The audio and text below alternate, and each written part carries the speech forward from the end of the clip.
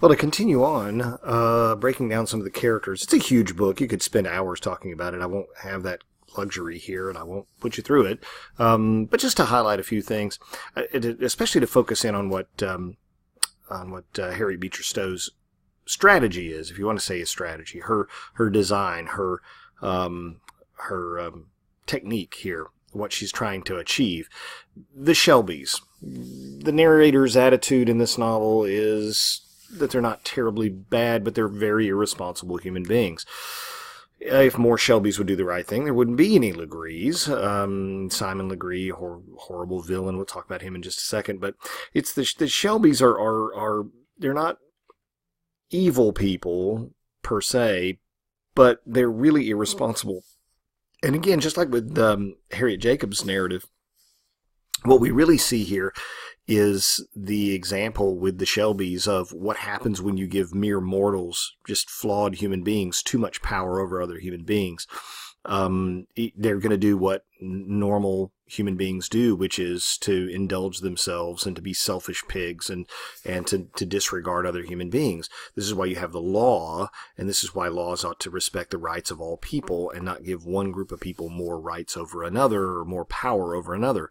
Implicit in here also, one would think, would be an argument for women's rights as well. You shouldn't give men total control over women's lives and legal status any more than you should. You see how the abolitionist movement and the women's rights movement had an awful lot in common. It was about limiting or controlling the power of one group of people over another, which frankly in many respects was just unchecked. It was totally unchecked. And so if they had more Shelbys doing the right thing, there wouldn't be this problem with having these evil, abusive people, but they just failed to do it because human beings are flawed. The Shelbys are flawed. All of us are flawed. I mean, that's the takeaway, I think. The takeaway isn't just that the Shelbys are bad folks. I mean, they do bad things, but that you and I are the Shelbys, basically, if we are given the chance. That's what will happen to us. We'll become those kinds of people. Or the alternative is the St. Clairs. And I think these are the target audience here. These are the passive, ambivalent types. If you're not a Shelby, you're probably a St. Clair, is what I'm getting at. The St. Clairs know what's right.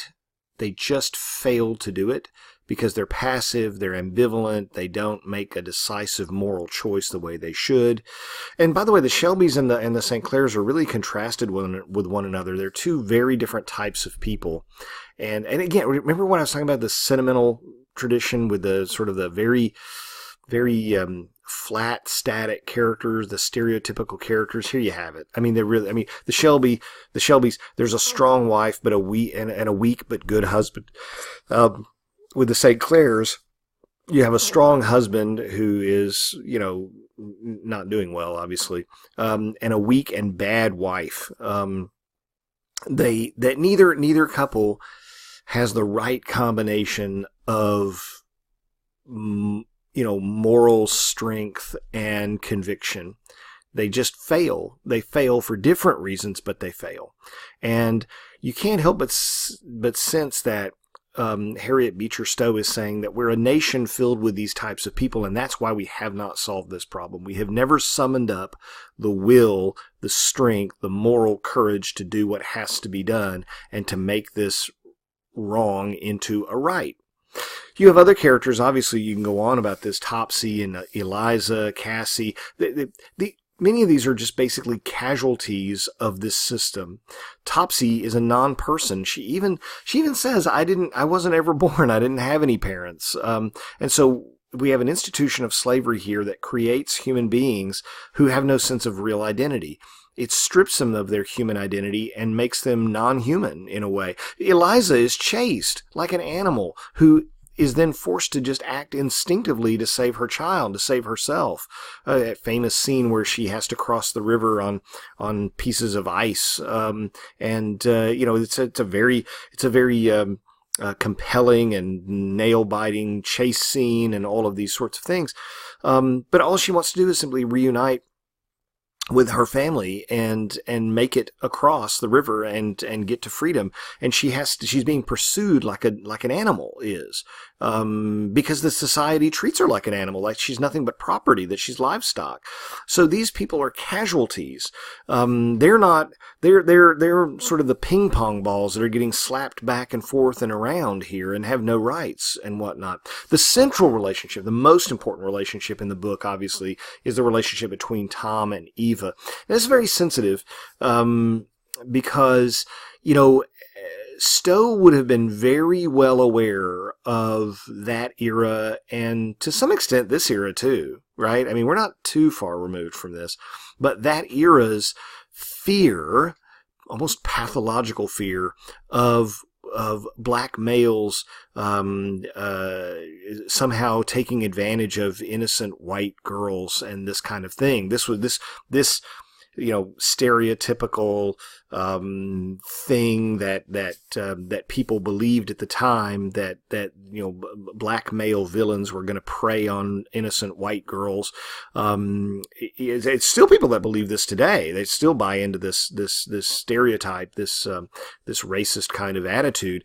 And so she knows that by bringing together this innocent young white girl and this older black male, that she's kind of dancing on a knife's edge in a way, because in the back of some readers' minds, they're going to say, this isn't right, you shouldn't do, these two should not be together, something untoward is going to happen, etc. And she kind of, to her credit, kind of plays with this and doesn't back away. I'm not trying to read too much into it, but the gentility of this readership, right? The genteel reading public that was reading this stuff. They wanted the sentimental fiction. They didn't just want romance. They wanted fiction that played upon the sentiments, that cultivated the sentiments. They wouldn't have accepted Eliza or Cassie as heroines. They can't. Why? Because they're sexualized. Because they have romantic passion. The Victorian era was a weird era in a way, because it's hard for us to relate to this.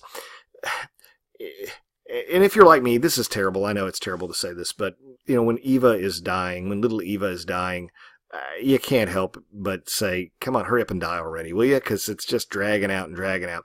What I read as just this long, drawn-out, melodramatic ordeal is the part of the book that a lot of the readers would have read over and over and over, because they would have said this is the best part of the book, when the poor little baby dies and they get a good cry out of it, and they just probably you could have floated a battleship on the tears that were cried over this kid. Me, I'm going, geez, just offer already, will you? Because this is just killing me to drag this sucker out.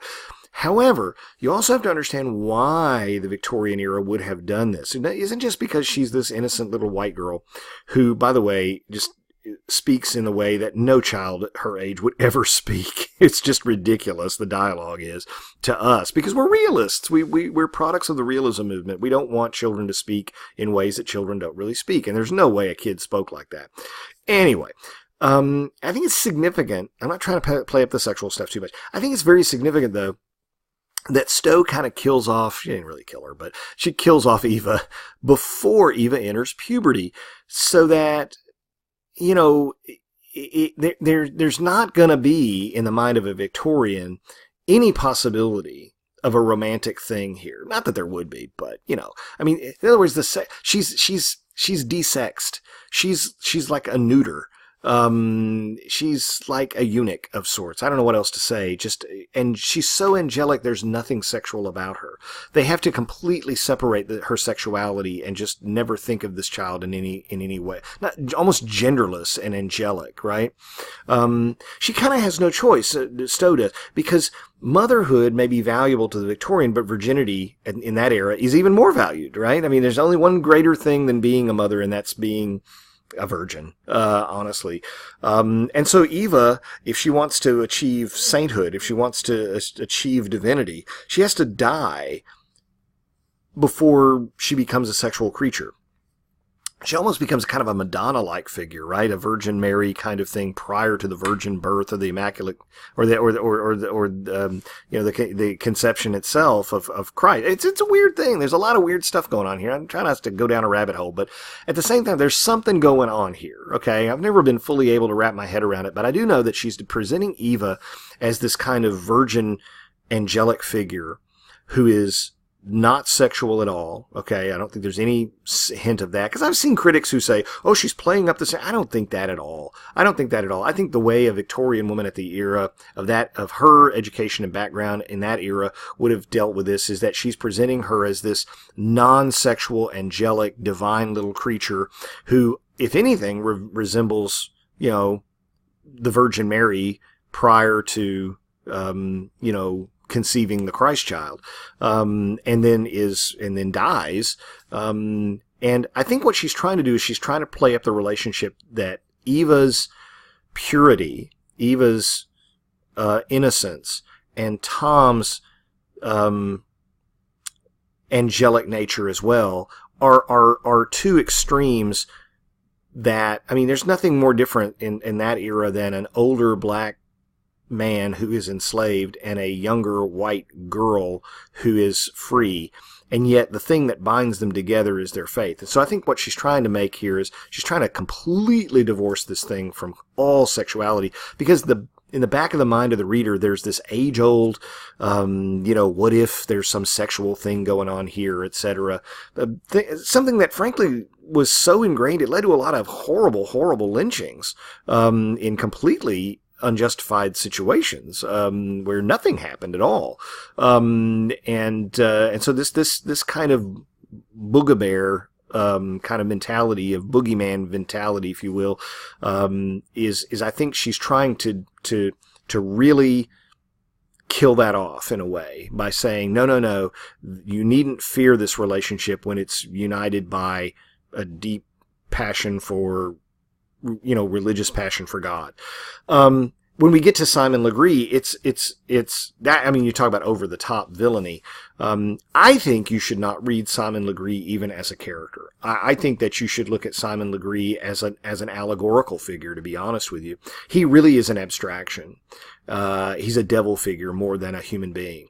And I think we're supposed to read it that way. I really do. I think we're supposed to read Simon Legree as someone who is so given over to evil that he's not even a person anymore. He is the embodiment of the devil. He's, I hate to say possessed, because then you got to think of the Exorcist and all this kind of stuff. But at the same time, in a very real way, he's given over to the devil. I mean, he has become nothing more than a vessel of Satan. His plantation itself, going into his plantation, you see them, as Tom is led into the plantation and all the things that you see, it's like touring hell. It's a descent into actual hell. And his final battle, of course, is this kind of Miltonic struggle between the devil and Christ, because Tom is being portrayed as a Christ figure. There's no question about it, which would have really rocked the world of a lot of the white readers, because, of course, even today you go around churches and you see, pictures of Jesus. I'm sure he didn't look like that. I mean, he looks almost like a Viking. I mean, it's ridiculous how Anglo he looks in some depictions. I mean, it's fine if that's if you want to conceive of Jesus that way, that's fine. But he probably didn't actually look that way. Looked quite different from the way he's been depicted in many respects. We don't know. He had long hair, for goodness sake. We have no idea. But the last thing you would think of if you were in the 1850s in the United States, whether you were a Northerner or a Southerner, is Jesus looking like Tom. You just wouldn't. And any more than we would think of, Shakespeare looking African American, you would say, what? And yet that's exactly, I think, what she's trying to do. She's trying to say, no, not that Tom is Christ, but that he's so Christ-like that the things that he does is living the way Christ wants you to live. And he's acting out the faith in such a faithful manner that, that it's Christ that's acting through him. Now, okay, so the last thing, and I didn't put this up on the slide, that we have to grapple with is the reputation of Tom in popular culture in the 20th century. And of course, the term Uncle Tom has taken on a really negative connotation. And we don't have to get into all of that, whether that's fair or not. Because a lot of African American political activists looked at the novel in the 20th century in particular and said, why do you want to make this guy a hero? Because what he's really doing is he's just giving in to the white power structure. He doesn't resist. Emancipation, true emancipation comes from resistance. And this guy is just nothing but someone who just takes it. I think that's a legitimate criticism. I wouldn't question that. I do think that wasn't Stowe's intent. And so, insofar as you are critical of the character not behaving in a way that we think is a strong manner, I get that. But I think it isn't fair to Stowe to say that she was trying to depict someone who was a passive wimp who didn't stick up for himself. She truly sees it as a kind of strength through pacifism. And you can make of that as you wish. You can like it, you can not like it. It's okay. But I think we should just simply, my only gripe is sticking up for Harriet here is to say, I certainly don't think that was her intent. I don't think it was her intent to depict a weak figure here. She sees him as the strongest possible figure because he has more of a moral grounding, more of the strength of God in him than any other character in the novel. I think that was her intent. Make of it what you will.